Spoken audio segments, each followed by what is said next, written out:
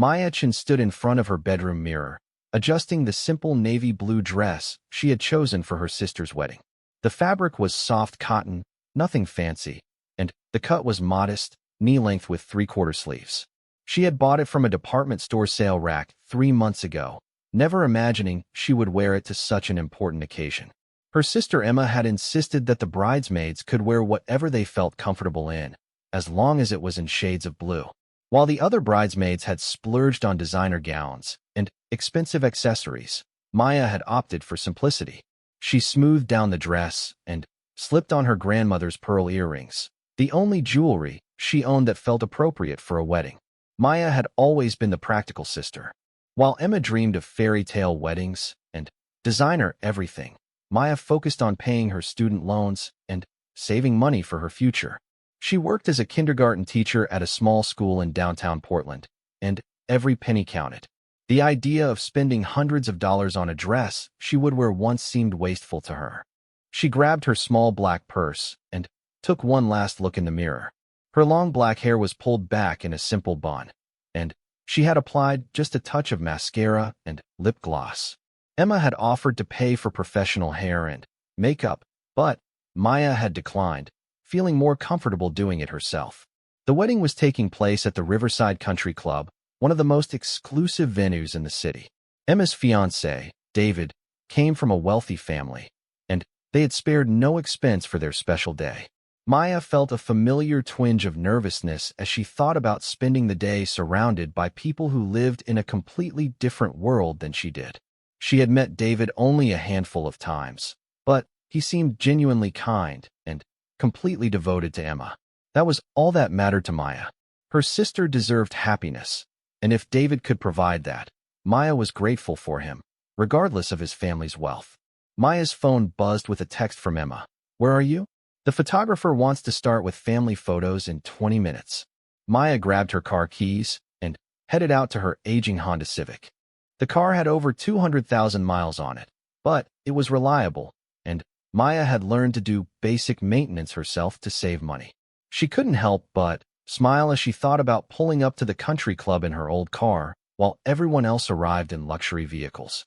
The drive to the venue took 30 minutes, and Maya used the time to mentally prepare herself for the day ahead. She loved her sister dearly, but these kinds of events always made her feel out of place. Emma had tried to explain that David's friends and family were just regular people with money, but Maya wasn't sure there was such a thing. As she pulled into the country club's circular driveway, Maya was struck by the beauty of the venue. The building was an elegant Georgian-style mansion surrounded by perfectly manicured gardens. Tall white columns supported a wraparound porch, and climbing roses created a romantic atmosphere. Despite her nervousness about the wealth on display, Maya had to admit it was a beautiful place for a wedding. A valet approached her car, and Maya felt her cheeks flush with embarrassment. She had forgotten about valet parking.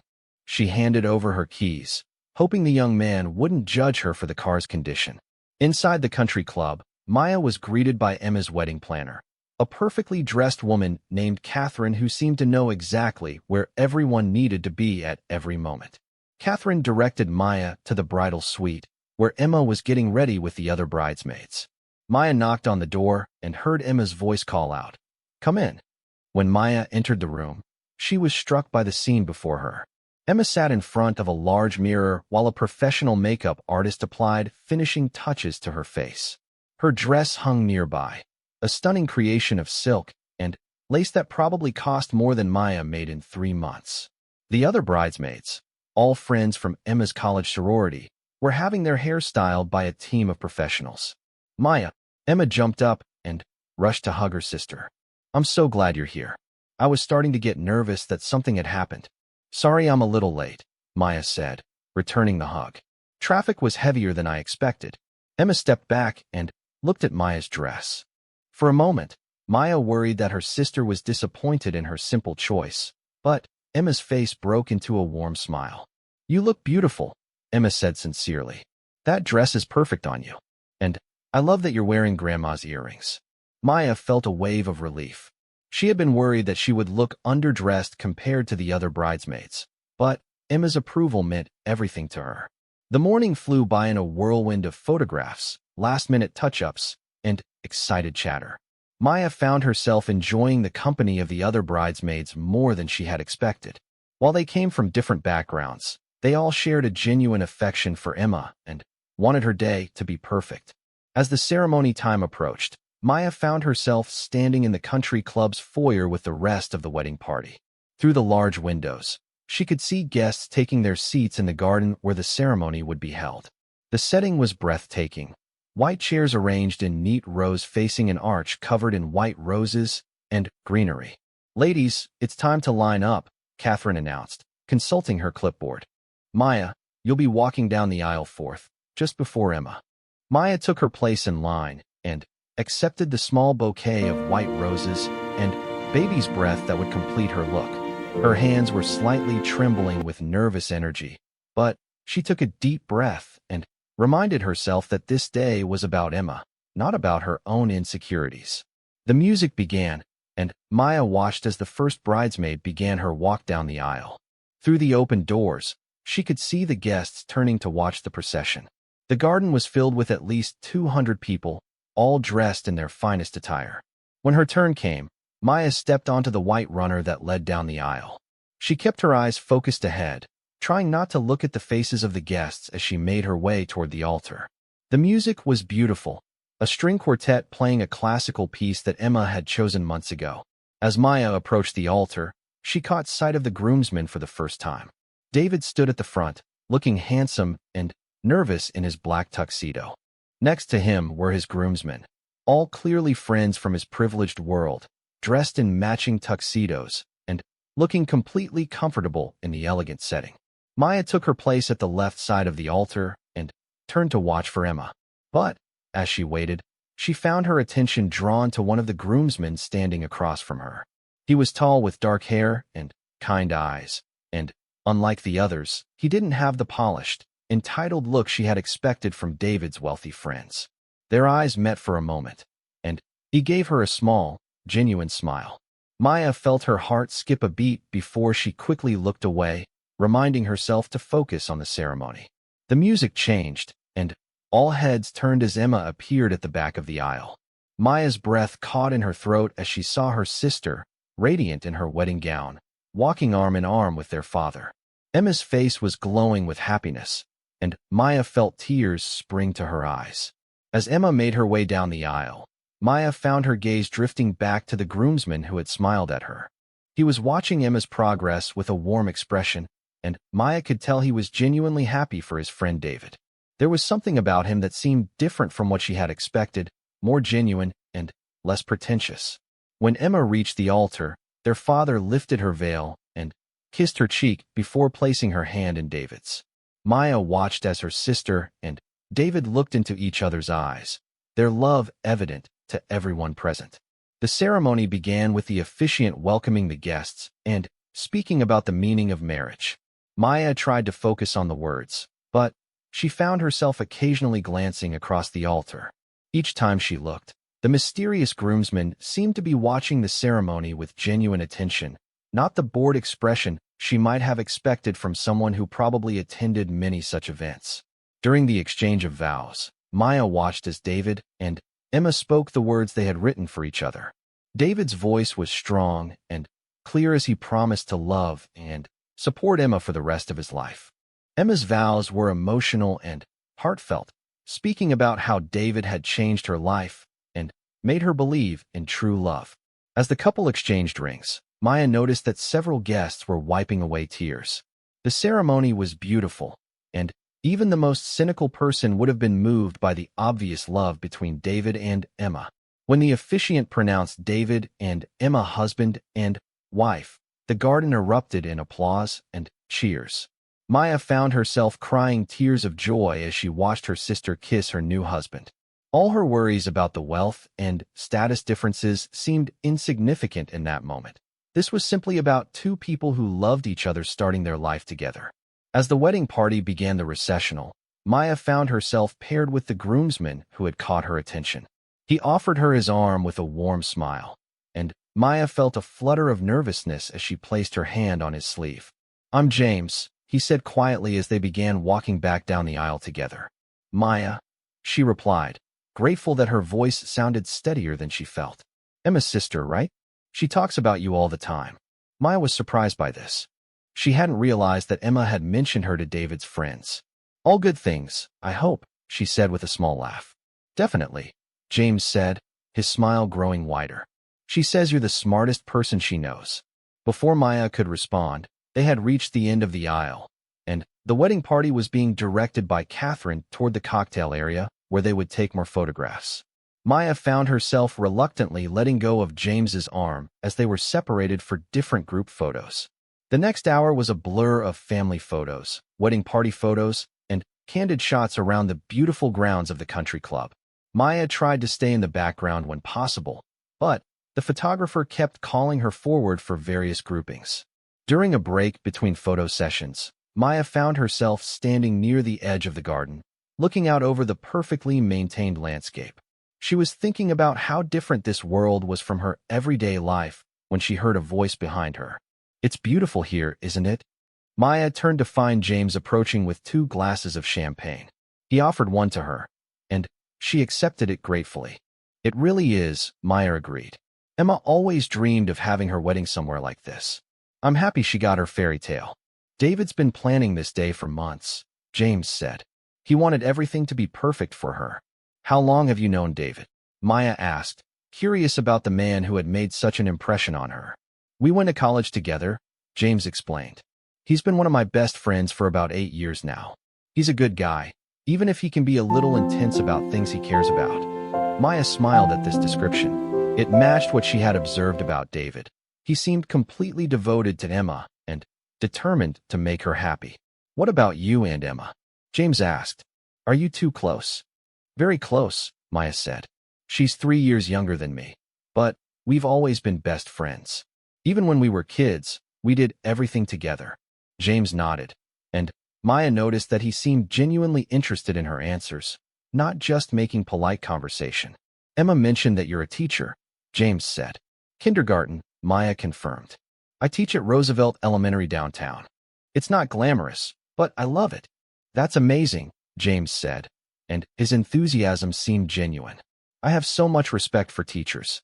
It takes a special person to work with kids all day.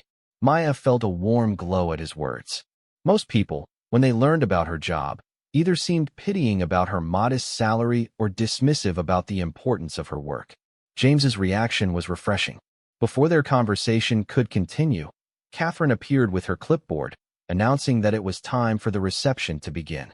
Maya and James were separated again as the wedding party was arranged for the grand entrance into the ballroom.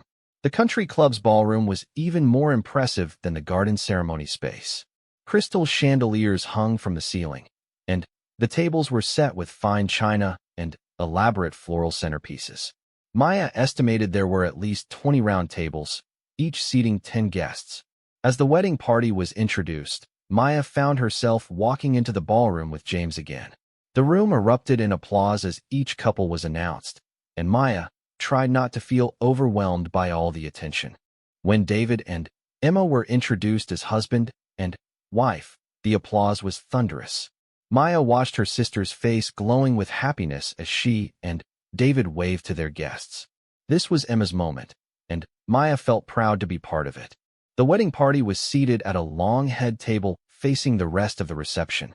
Maya found herself seated between one of Emma's college friends and James, who had somehow ended up in the chair next to her. As dinner was served, Maya was impressed by the quality of the food. The country club chef had prepared a menu of herb-crusted salmon, filet mignon, and roasted vegetables that rivaled any fine restaurant she had ever been to. She tried not to think about how much this meal probably cost per person. During dinner, Maya found herself drawn into conversation with James. Unlike many wealthy people she had met, he didn't seem to assume that everyone shared his privileged background. He asked thoughtful questions about her teaching and seemed genuinely interested in her students and the challenges facing public education. I actually volunteer with a literacy program for underprivileged kids, James mentioned when Maya talked about some of her struggling readers. It's just a few hours a week, but it's some of the most rewarding work I do. Maya was impressed. She had assumed that someone from David's world would spend their free time at country clubs and charity galas, not volunteering directly with children who needed help. That's wonderful, Maya said. What organization do you work with? Reading Partners, James said. They match volunteers with kids who are behind in reading. I work with second and third graders mostly. Maya knew the organization well. They had approached her school about partnering with them. But the program was always oversubscribed with volunteers. The fact that James gave his time to such a worthy cause made her see him in a completely different light. As the evening progressed, Maya found herself enjoying James's company more and more. He was funny and thoughtful, and he had a way of making her feel comfortable despite the elegant surroundings. When the dancing began, she watched as Emma and David took the floor for their first dance, swaying to a romantic song that made several guests reach for their tissues. After the bride and groom's dance, the wedding party was invited to join them on the dance floor. Maya felt a moment of panic. She wasn't much of a dancer, and she certainly had never danced in such a formal setting. James appeared at her side and offered his hand. "Would you like to dance?" he asked gently. Maya hesitated for a moment before accepting his hand. "I should warn you, I'm not very good at this," she said. "Neither am I," James said with a laugh. "We'll figure it out together." As they moved onto the dance floor, Maya was surprised by how natural it felt to dance with James. He was a much better dancer than he had claimed, but he led her gently and didn't make her feel clumsy when she stepped on his feet. "You're a much better dancer than you said," Maya observed. "My mother insisted on dance lessons when I was 12, James admitted with a sheepish grin. "I hated it at the time, but I have to admit it comes in handy at events like this." Maya laughed, and she realized that she was having more fun than she had expected. The day had turned out so differently from what she had anticipated. As the song ended, James didn't immediately let go of her hand. "Thank you for the dance," he said quietly. "Thank you for asking," Maya replied, feeling a flutter of something that might have been attraction.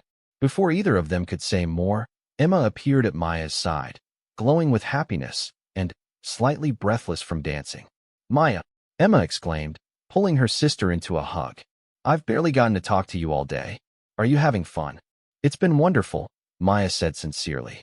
"Your wedding is absolutely beautiful, Em. David seems perfect for you." Emma beamed at this. "He really is. And I see you've been getting to know James. He's one of David's closest friends." Maya glanced at James, who was standing nearby talking to David. "He seems very nice," she said carefully. "He is," Emma said. "And he's single, if you're wondering."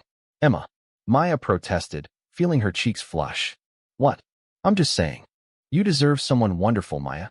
You work so hard, and you're so focused on everyone else's needs. When was the last time you did something just for yourself?" Maya knew her sister meant well, but this wasn't the time or place for this conversation. "Em, this is your wedding day. Let's focus on you and David." Emma looked like she wanted to say more, but David appeared and swept her away for another dance. Maya watched them go, her sister's words echoing in her mind. The rest of the evening passed in a pleasant blur. Maya danced a few more times with James and found herself genuinely enjoying his company. He was easy to talk to, and she appreciated that he didn't seem to be trying to impress her with stories about his wealth or connections. As the reception began winding down, Maya realized she should probably start thinking about leaving. She had to work the next Monday, and it was already getting late. She was saying goodbye to some of the other bridesmaids when James approached her. "Leaving already?" he asked. "I probably should," Maya said. "I have to work Monday morning, and it's been a long day." "Of course," James said. "Can I walk you to your car?" Maya was about to decline politely when she realized she would actually like his company for a few more minutes. "That would be nice," she said. They walked together through the country club's elegant lobby and out to the circular driveway where the valet was retrieving cars for departing guests. Maya handed over her ticket and tried not to feel embarrassed about her Honda Civic. "I had a really nice time talking with you tonight," James said as they waited for her car. "Me too," Maya said honestly. "It was nice to meet one of David's friends. Emma has been so happy since they got together." "David's been different since he met Emma," James said. "Happier, more grounded. She's been good for him." Maya's car appeared, looking even more humble next to Monday morning arrived with the harsh sound of Maya's alarm clock at 6:30. She groaned and rolled over, temporarily forgetting why she felt different than usual. Then, the memories of Saturday's wedding came flooding back. Emma's radiant smile, the beautiful ceremony, and James's warm brown eyes. Maya shook her head as she got ready for work, telling herself to focus on reality. She had a classroom full of 5- and 6-year-olds who needed her attention, and daydreaming about a man she had met at a wedding wasn't going to help anyone learn to read. At Roosevelt Elementary, Maya threw herself into her usual Monday routine. She arrived early to set up activities for the day and review her lesson plans. Her classroom was small and cheerful, with colorful alphabet posters on the walls and reading corners filled with picture books. It was a far cry from the elegance of the country club, but it was her world, and she loved it. Miss Chun, Miss Chun. Her students greeted her with their usual enthusiasm as they filed into the classroom that morning. Maya smiled as she watched them hang up their backpacks and find their seats. This was where she belonged, where she made a difference. During lunch break, Maya's phone buzzed with a text message from an unknown number. Her heart skipped a beat when she read it. "Hi Maya, this is James from the wedding. I hope you don't mind that I got your number from Emma. I was wondering if you'd like to have coffee sometime this week. No pressure if you're not interested." Maya stared at the message for a long moment, unsure how to respond. Part of her was thrilled that he had reached out, but another part worried about the complications that could arise from getting involved with someone from such a different world. She was still staring at her phone when her colleague Sarah peeked into her classroom. "You look like you've seen a ghost," Sarah said with concern. "Everything okay?" Maya and Sarah had been teaching at Roosevelt Elementary for the same 3 years, and they had become close friends. Sarah was the one person at work who knew about Emma's wedding and the social anxiety Maya had felt about it. "I got a text from someone I met at Emma's wedding," Maya said, showing Sarah the message. Sarah's eyes widened as she read it. "Oh my God, Maya. This is so exciting. Who is he?" "One of the groomsmen," Maya said. "David's friend. His name is James. And he wants to take you out for coffee." Sarah practically bounced with excitement. "This is amazing. You have to say yes." "I don't know," Maya said hesitantly. "He's from a completely different world, Sarah. You should have seen the wedding. It was like something out of a magazine. Everyone there probably spends more on shoes than I make in a month." "So what?" Sarah said firmly. "Maya, you're smart, beautiful, and kind. You have just as much to offer as anyone else. Don't sell yourself short because of money." Maya appreciated Sarah's confidence, but she wasn't sure it was that simple. Still, she found herself typing a response. "Hi James, it was nice to meet you too. Coffee sounds nice. When were you thinking?" His reply came back within minutes. "How about Wednesday evening? There's a great little cafe called Moonlight Coffee on Pine Street. Would 7 p.m. work?" Maya knew the cafe. It was in a trendy neighborhood about 20 minutes from her apartment. She had walked past it many times but had never gone in, assuming it would be too expensive for her budget. "Wednesday at 7 works for me," she typed back. "Perfect. Looking forward to it." Maya put her phone away and tried to focus on her afternoon lessons, but she found her mind wandering to Wednesday evening. What would she wear? What would they talk about? Would he expect her to order expensive drinks?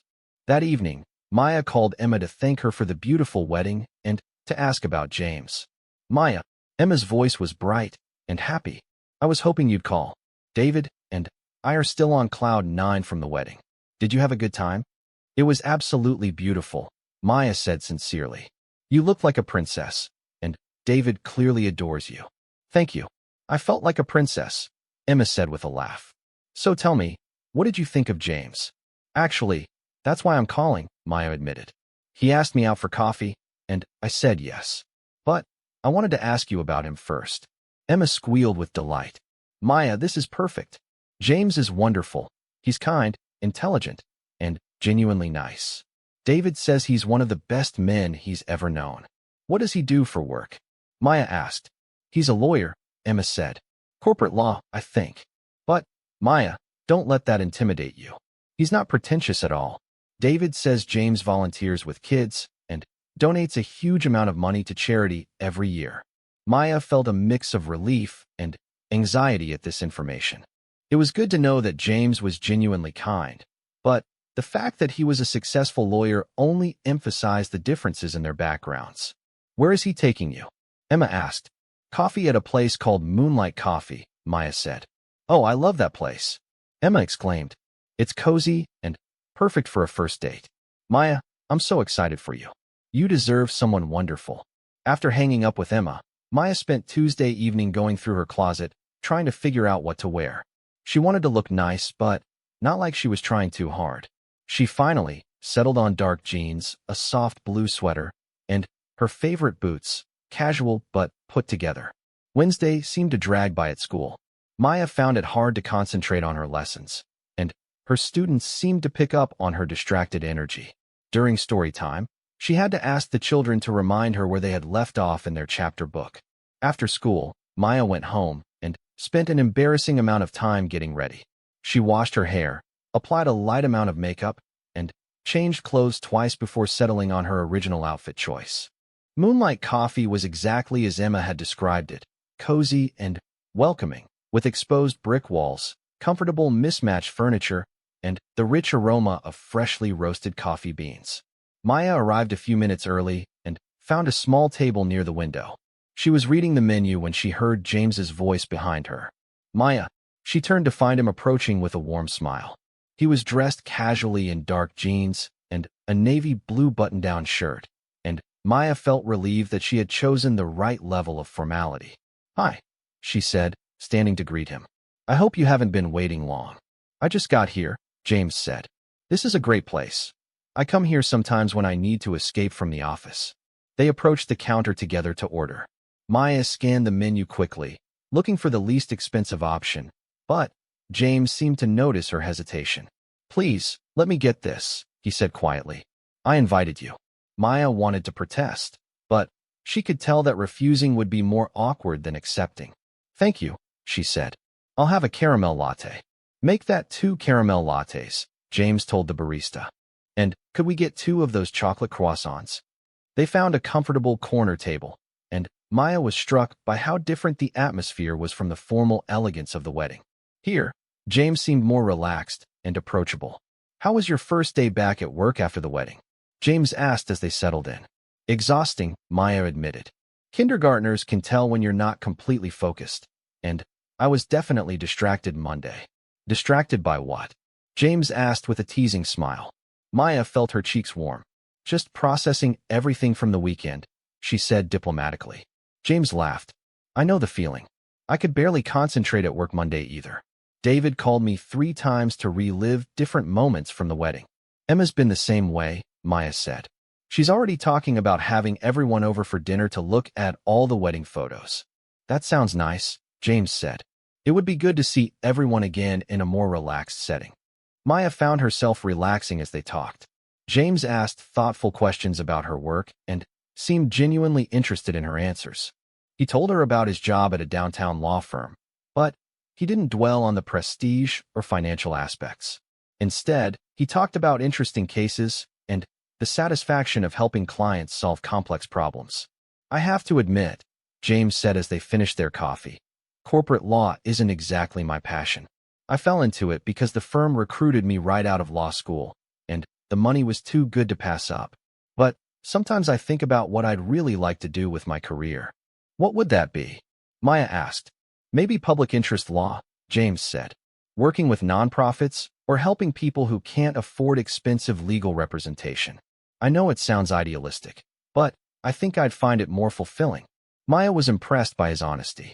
It took courage to admit that success and money weren't everything, especially for someone who seemed to have both. "It doesn't sound idealistic," Maya said. "It sounds like you want your work to have meaning. I think that's admirable." "Thank you," James said. "What about you?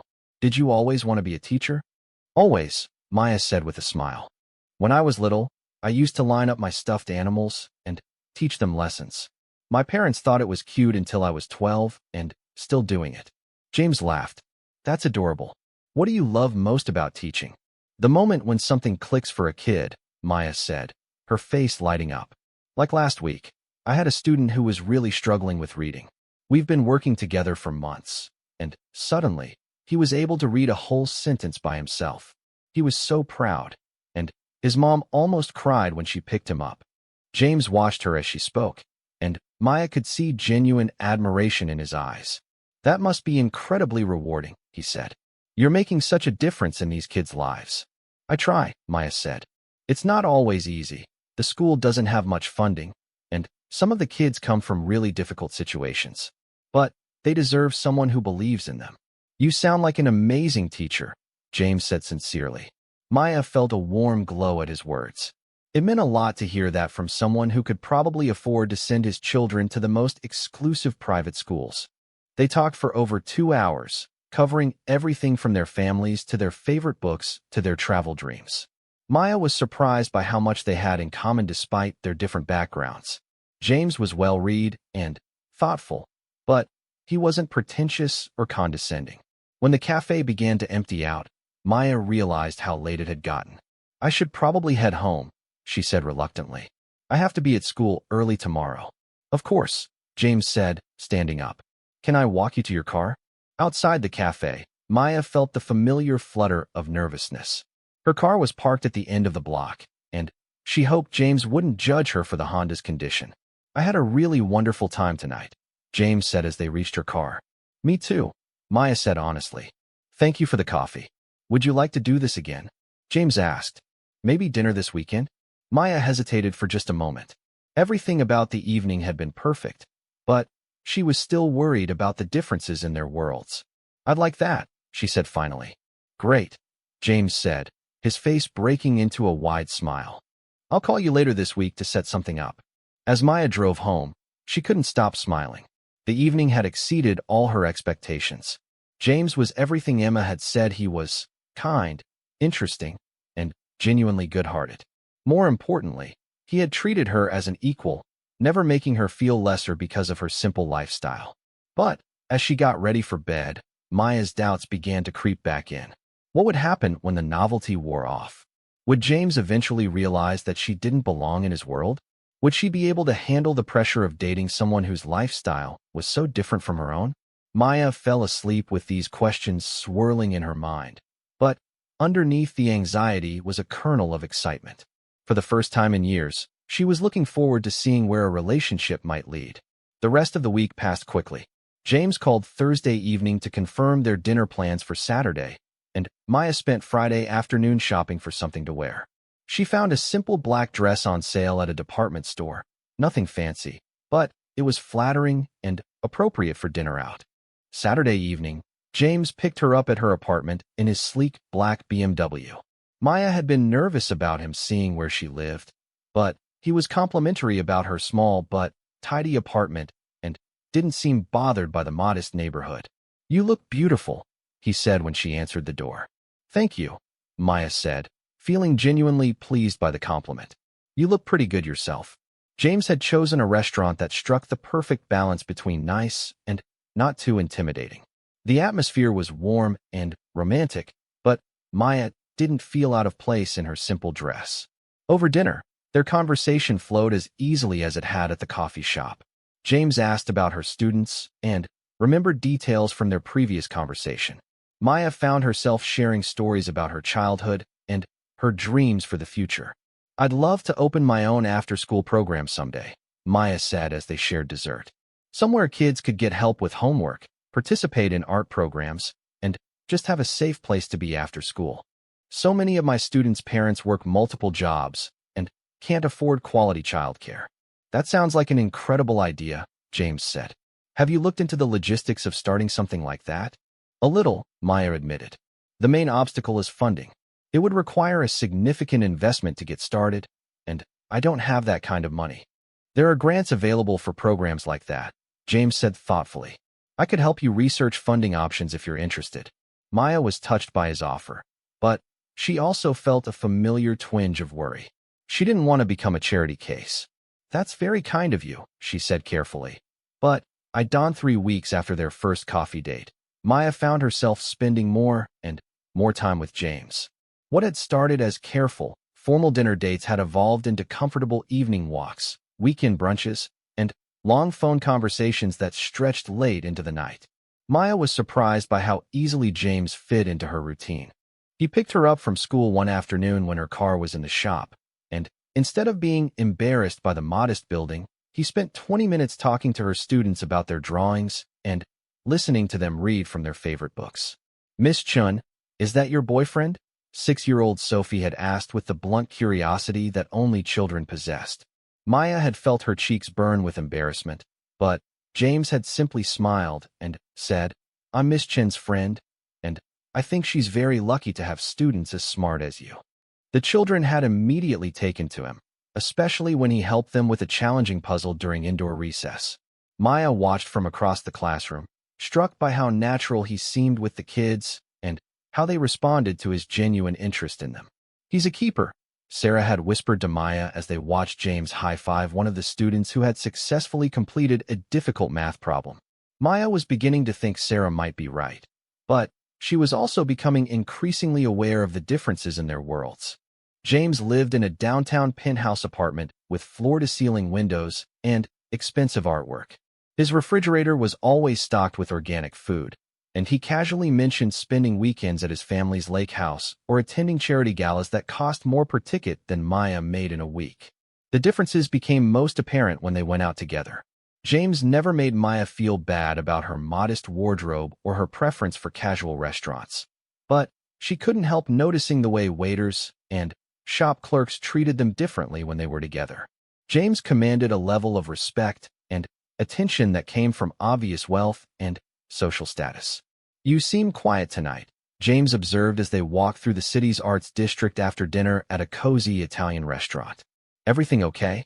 Maya considered brushing off his concern, but their relationship had been built on honesty, and she didn't want to start hiding her feelings now. "I've been thinking about how different our lives are," she said carefully. "Sometimes I wonder if I'm out of my league with you." James stopped walking and turned to face her. "Maya, what makes you say that?" "James, you're successful, wealthy, and sophisticated," Maya said. "You could date anyone you wanted. I teach kindergarten, drive a 15-year-old car, and shop at thrift stores. Sometimes I feel like I'm playing dress-up in your world." James was quiet for a long moment, and Maya worried she had revealed too much. But when he spoke, his voice was gentle and sincere. "Maya, do you want to know what I see when I look at you?" he asked. "I see someone who chose a career based on helping others, not making money. I see someone who finds joy in a child learning to read instead of in acquiring expensive things. I see someone who is genuine and kind and completely unpretentious." Maya felt tears spring to her eyes at his words. "The truth is," James continued, "I was getting tired of dating women who were only interested in my bank account or social connections. Most of the people in my circle are nice enough, but they're often shallow and materialistic. You're different, Maya. You care about things that matter. But your family, your friends," Maya protested. "They must expect you to be with someone more suitable." James took her hands gently. "My family will love you because you make me happy," he said. "And my real friends will see what I see in you. Anyone who doesn't isn't worth our time." Maya wanted to believe him, but she still had doubts. "It's easy to say that now," she said. "But what happens when the novelty wears off? What happens when you realize that I'll never fit into your world? What if you're wrong?" James asked. "What if my world becomes better because you're in it?" Before Maya could respond, James leaned down and kissed her softly. It was their first kiss, and Maya felt her worries melt away in the warmth of his embrace.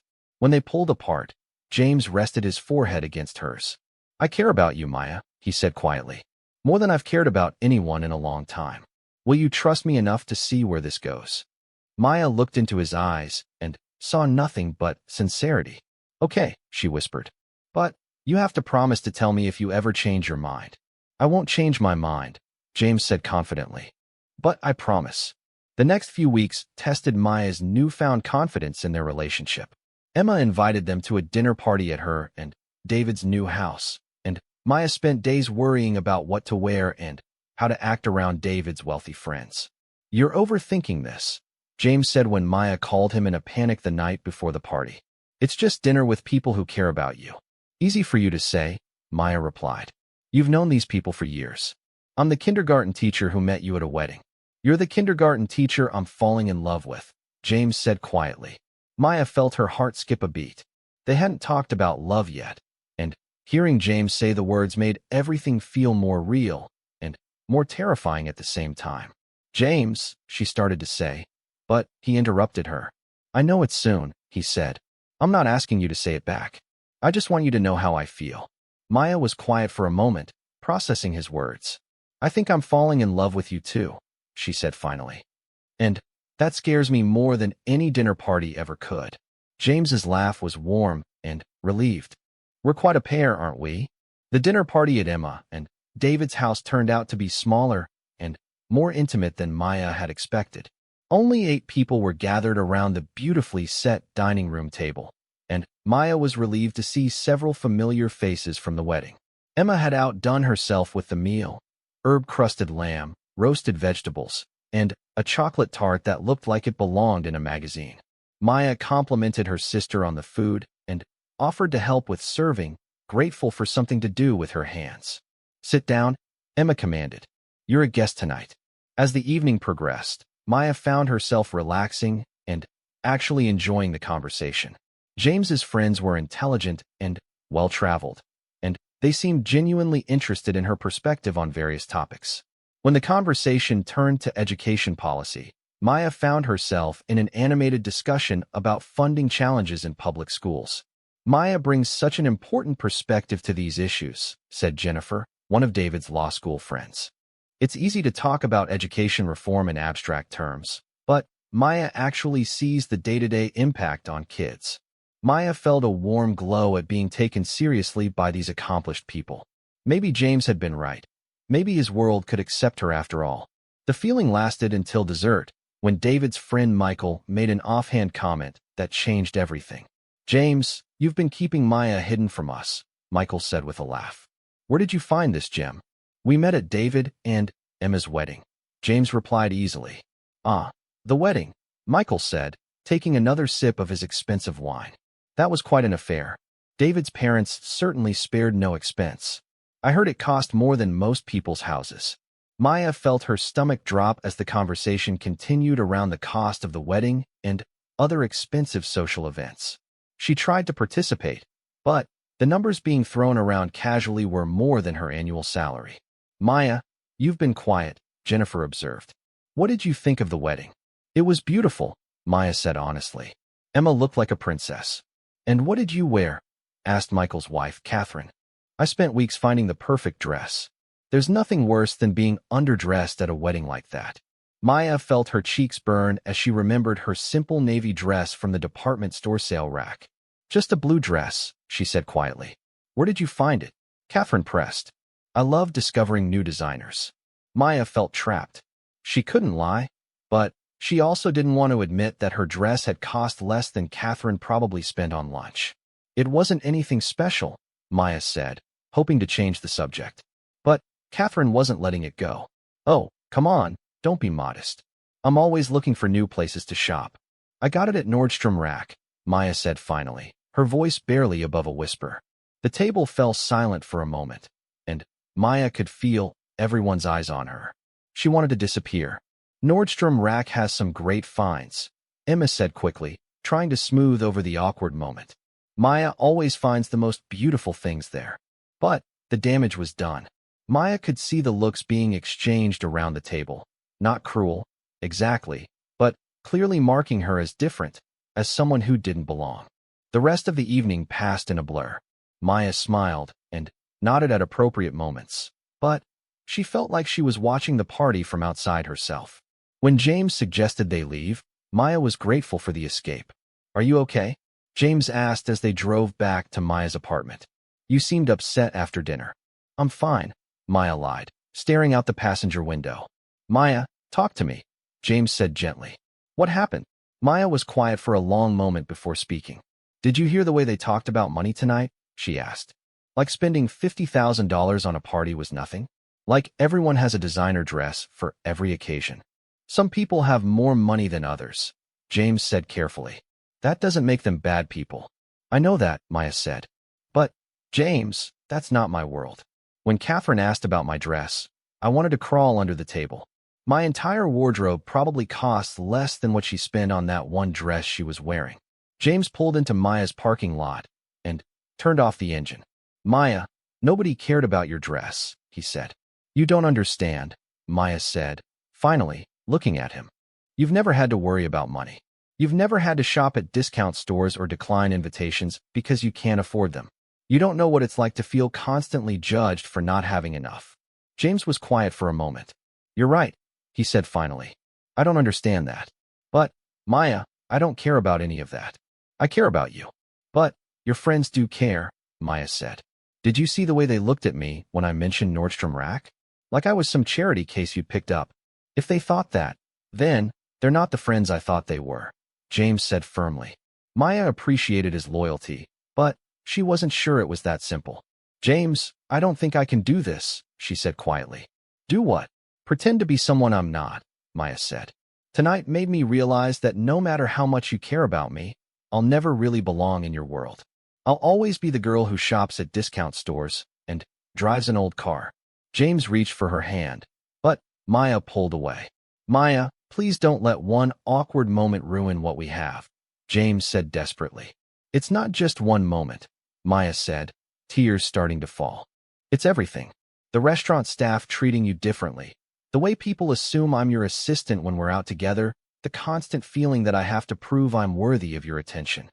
You don't have to prove anything to anyone, James said. Yes, I do, Maya said firmly. And I'm tired of it. I'm tired of feeling like I'm not enough. Maya got out of the car before James could respond. She hurried to her apartment door, fumbling with her keys through her tears. Maya, wait, James called after her. But she was already inside. Maya leaned against her door and slid down to the floor, sobbing. She had known this would happen eventually. She had known that their different worlds would drive them apart.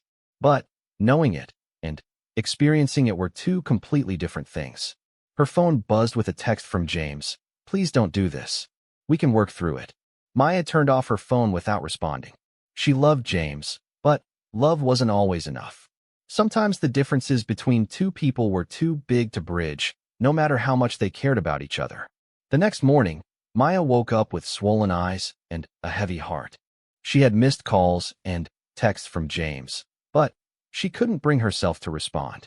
She also had several messages from Emma, who had obviously heard about Maya's abrupt departure from the dinner party.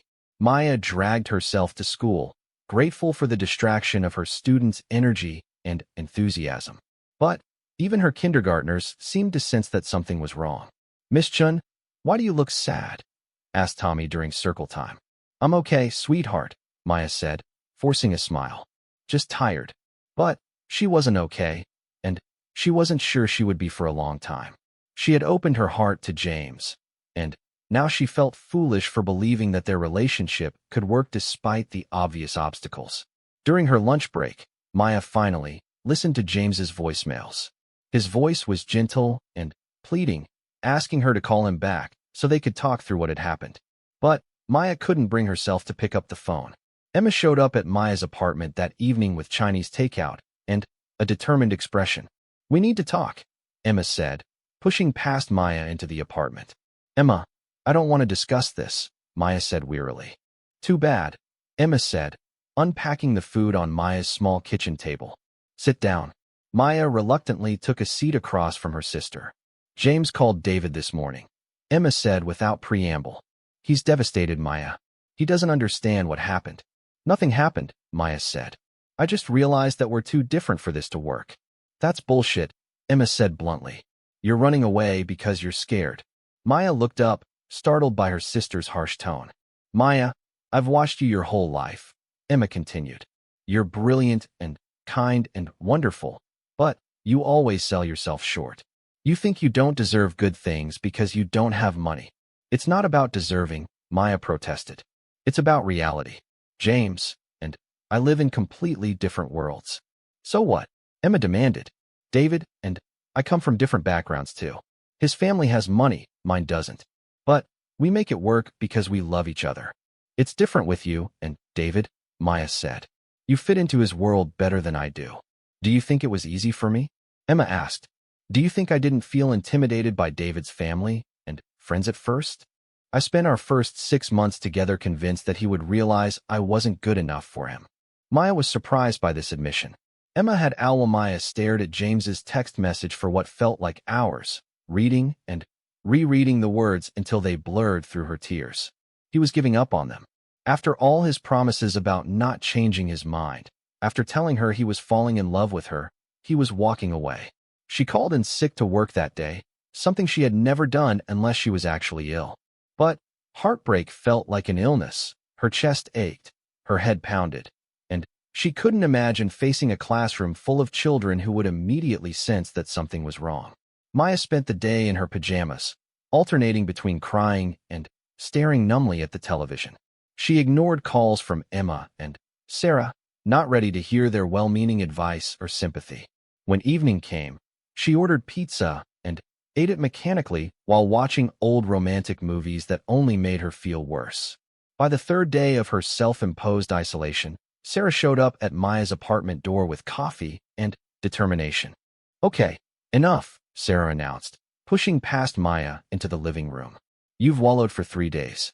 Time to rejoin the living." "I'm not wallowing," Maya protested weakly. "I'm processing." "You're wearing the same pajamas you had on yesterday when I texted you that photo," Sarah pointed out. "That's wallowing." Maya looked down at her rumpled sleepwear and realized Sarah was right. She had lost track of basic self-care since receiving James's message. "Talk to me," Sarah said, settling onto Maya's couch. "What exactly happened?" Maya told Sarah about the dinner party, the awkward conversation about her dress, and her decision that she and James were too different to make their relationship work. "So let me get this straight," Sarah said when Maya finished.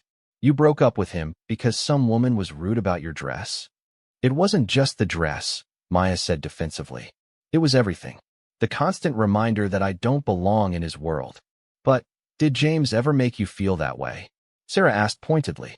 Maya was quiet for a moment. "No," she admitted. "James always made me feel like I belonged." "So you punished him for other people's behavior," Sarah observed. "I didn't punish him," Maya protested. "I was honest about my concerns." "Maya, you told him you couldn't be with him because you felt out of place at a dinner party," Sarah said gently. "How do you think that made him feel?" Maya hadn't considered James's perspective. She had been so focused on her own hurt and embarrassment that she hadn't thought about how her words might have affected him. "He probably felt like I was rejecting everything about his life," Maya said slowly. "Exactly," Sarah said. "And then you ignored his calls for 2 days. What did you expect him to do?" Maya felt a fresh wave of tears coming. "I thought he would fight for us," she whispered. "Maybe he was trying to respect your wishes," Sarah suggested. "You told him you couldn't do it anymore. Maybe he was trying to give you what you said you wanted." The possibility that James's text had been an act of sacrifice rather than abandonment hadn't occurred to Maya. She had been so hurt by his apparent willingness to give up that she hadn't considered he might be trying to protect her from further pain. "I messed up, didn't I?" Maya asked. "Maybe," Sarah said honestly. "But it might not be too late to fix it." That evening, Maya finally returned Emma's calls. Her sister answered on the first ring. "Maya, I've been so worried about you. David says James has been miserable." "Emma, I think I made a terrible mistake," Maya said, her voice breaking. "What happened?" Maya told Emma about James's text message and her realization that she might have pushed him away instead of working through their problems together. "Oh, Maya," Emma sighed. "James came by our house yesterday. He looked awful. He kept saying he didn't want to put you through any more pain, that maybe he was being selfish trying to hold on to you when you clearly wanted out." "I didn't want out," Maya said desperately. "I was scared and I panicked. I do want to be with him, Emma. I love him." "Then tell him that," Emma said simply. "What if it's too late? What if he's already moved on?" "Maya, it's been 3 days," Emma said with a laugh. "And trust me, James is not moving on. He loves you." Maya spent the night crafting and deleting text messages to James, unable to find the right words to explain her feelings and apologize for her behavior. Finally, she decided that some conversations were too important for text messages. She would have to see him in person. The next morning, Maya dressed carefully in her favorite blue dress. Not the one from the wedding, but another simple, comfortable dress that made her feel like herself. She drove to James's law firm downtown, her hands shaking as she parked across the street from the imposing glass building. She sat in her car for 10 minutes, gathering courage. What if James refused to see her? What if he had already decided that her reaction to the dinner party proved they were incompatible? Finally, Maya forced herself to get out of the car and walk across the street. The lobby of James's building was intimidating, all marble and modern art. But Maya approached the reception desk with determination. "I'm here to see James Mitchell," she told the receptionist. "Do you have an appointment?" the woman asked politely. "No, but it's personal. Could you tell him Maya-chun is here?" The receptionist made a phone call, speaking quietly into her headset. After a moment, she hung up and directed Maya to the elevators. 23rd floor, she said with a smile. "Someone will meet you there." Maya's heart pounded as the elevator climbed toward James's floor. When the doors opened, she was greeted by a middle-aged woman who introduced herself as James's assistant. "Miss Chun, James is in a meeting, but he asked me to tell you he'll be out in just a few minutes. Can I get you some coffee while you wait?" Maya accepted the coffee gratefully and took a seat in the modern waiting area. Through the glass walls of the conference room, she could see James at a large table with several other people in expensive suits. He looked tired, she noticed, and there were shadows under his eyes that hadn't been there before. When the meeting ended, James emerged from the conference room and stopped short when he saw Maya. For a moment, they just stared at each other across the reception area. "Maya," he said finally, his voice uncertain. "What are you doing here?" "We need to talk," Maya said, standing up. "Is there somewhere private we can go?" James led her to his office, a corner space with floor-to-ceiling windows overlooking the city. Maya was impressed despite her nervousness. The office was elegant and professional, with law books lining the walls and expensive furniture that spoke of James's success. "Please, sit down," James said, gesturing to the chairs in front of his desk. But instead of sitting behind his desk, he took the chair next to Maya's. "James, I owe you an apology," Maya began, her prepared speech suddenly forgotten. "I was wrong about everything." James held up a hand to stop her. "Maya, you don't need to apologize. You were honest about your feelings, and I respect that. I shouldn't have pushed when you told me it wasn't working." "But that's just it," Maya said desperately. "I wasn't being honest. I was being scared. I panicked at that dinner party, and instead of talking to you about it, I decided that our differences were insurmountable." James was quiet, watching her with those kind brown eyes that had first captured her attention at the wedding. "The truth is, I love you," Maya continued, tears starting to fall. "I love the way you listen when I talk about my students. I love that you volunteer with kids and donate to charity. I love that you make me feel smart and interesting and worthy. I was just terrified that I would never be enough for your world." "Maya," James said softly, reaching for her hand. "You've always been enough. More than enough. Then, why did you give up on us?" Maya asked, her voice breaking. James was quiet for a long moment before answering. "Because I realized that my love for you was causing you pain," he said finally. "When you told me that being with me made you feel constantly judged and inadequate, I knew I had to let you go. I would rather lose you than watch you suffer because of who I am." Maya felt her heart break all over again. But this time it was for James, not for herself. He hadn't given up on them because he didn't care. He had given up because he cared too much. "James, being without you is so much worse than any awkwardness at dinner parties," Maya said, gripping his hand tightly. "These past few days have been the worst of my life. I don't care if your friends think I don't belong. I care about you, and I want to be with you. But what about the differences between our worlds?" James asked. "Those haven't changed. Maybe the differences don't have to be obstacles," Maya said. "Maybe they can just be differences. You're wealthy, and I'm not. But that doesn't make either of us less valuable. You went to expensive schools, and I went to state school. But we're both intelligent people who can learn from each other." James smiled for the first time since she had arrived. "You're much wiser than I am," he said. "I don't know about that," Maya said with a watery laugh. "A wise person probably wouldn't have run away instead of talking about her problems." "We both made mistakes," James said. "The question is, do you want to try again?" "Yes," Maya said without hesitation. "But this time, I want to do it right. I want to communicate instead of assuming the worst. I want to trust you when you say you love me for who I am." James stood up and pulled Maya into his arms, holding her tightly against his chest. I do love you for who you are, he murmured into her hair. I love your kindness and your passion for teaching. I love your laugh and your intelligence and your complete lack of pretense. I love that you chose a career helping children instead of chasing money. Maya felt like she could stay in his arms forever, but she pulled back to look at his face. What about your friends? She asked. What if they never accept me? Then, they're not really my friends, James said firmly. Maya, the people who matter will love you because I love you. And anyone who judges you based on where you shop or what you wear isn't worth our time. It might take me a while to feel completely comfortable, Maya admitted. I've spent my whole life feeling like I didn't have enough money to fit in. We'll take it one day at a time, James said. And, Maya, I want to help you see yourself the way I see you, as someone who is everything that truly matters. Maya stood on her tiptoes and kissed him, pouring all her love and relief into the gesture. When they broke apart, both were smiling through their tears. I missed you so much, Maya whispered. I missed you too, James said. Promise me something. Next time you're feeling insecure or worried, talk to me about it instead of deciding we can't work. I promise, Maya said. And you promise that if I'm not fitting in somewhere, you'll help me instead of assuming I want to give up. Deal, James said, sealing the promise with another kiss. That evening, James took Maya to dinner at a small Italian restaurant near her apartment.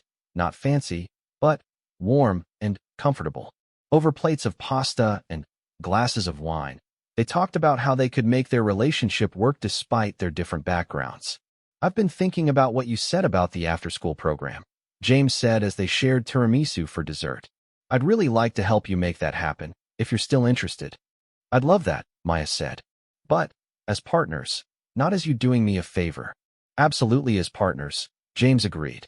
You bring the educational expertise and passion for helping kids. I can help with the legal and financial aspects. Maya felt a thrill of excitement at the possibility of turning her dream into reality. More than that, she felt grateful to have someone who believed in her goals and wanted to help her achieve them. There's something else, James said, looking suddenly nervous.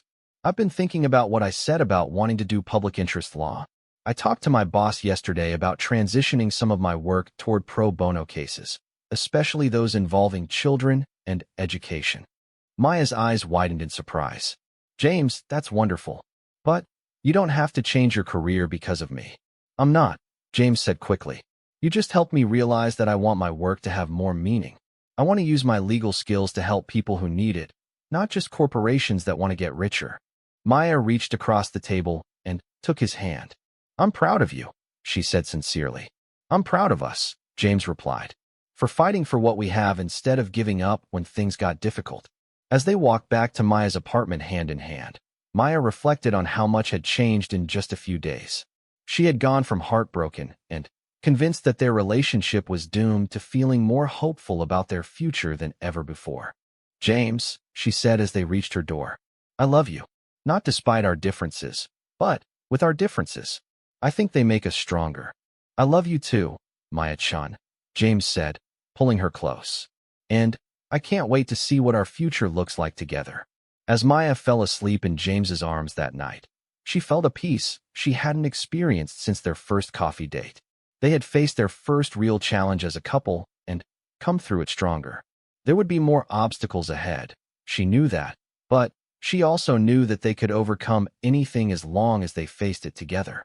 The simple navy dress still hung in her closet, a reminder of the day she had met the man who would change her life.